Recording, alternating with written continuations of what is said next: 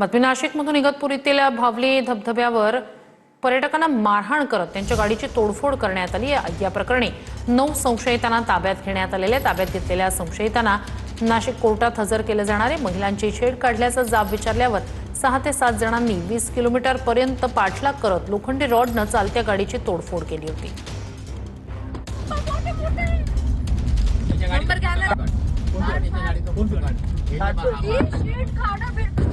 बघू इथं गाडी दाखव पूर्ण व्हिडिओ काढ माझा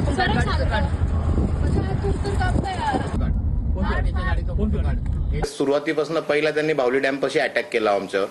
दुसरा नाशिक मुंबई हायवे जो आहे तो फ्लायओव्हर तिथं दुसरा अटॅक झाला। तिसरा अटॅक गोटीचा टोल नाका आहे, माझ्या शेजारच्या लेन मध्ये आले आणि आमच्या अंगावर अटॅक करायला पळत होते दगड घेऊन। तुम्हाला फुटेज टोल नाक्यावर भेटून जाईल।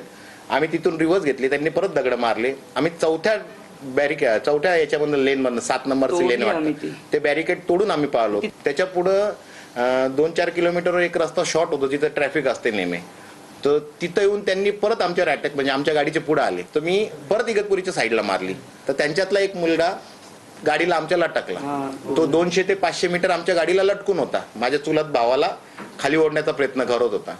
परत मी रिव्हर्स मारली म्हणजे उलटी टर्न मारून घेतला आणि नाशिक साईडला पळालो।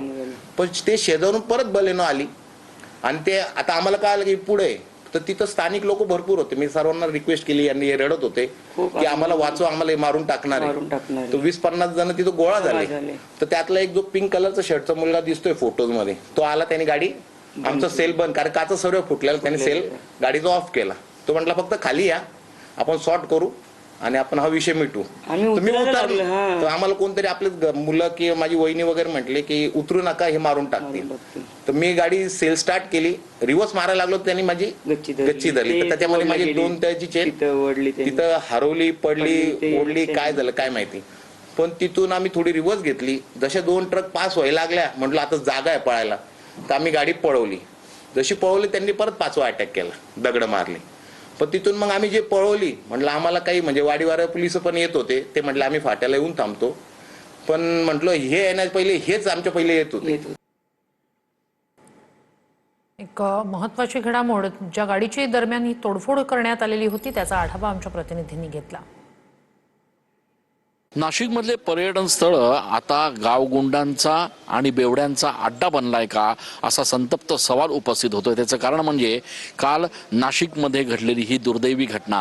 नाशिकच्या इगतपुरीमध्ये काल एक परिवार ज्यावेळेला या ठिकाणी पर्यटनासाठी गेला, त्यावेळेला इथल्या काही तरुणांनी या परिवारावर भयानक पद्धतीने हल्ला केला।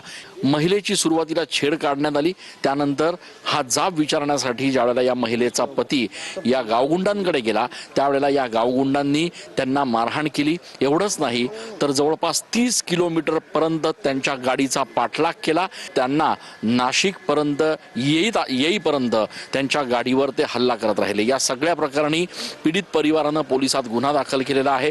पोलिसांनी देखील आता या संदर्भातले जे आरोपी आहेत त्यांना ताब्यात घेतलेलं आहे। कॅमेरा पर्सन आकाश वेलेसह मी चंदन पूजा अधिकारी, TV9 मराठी।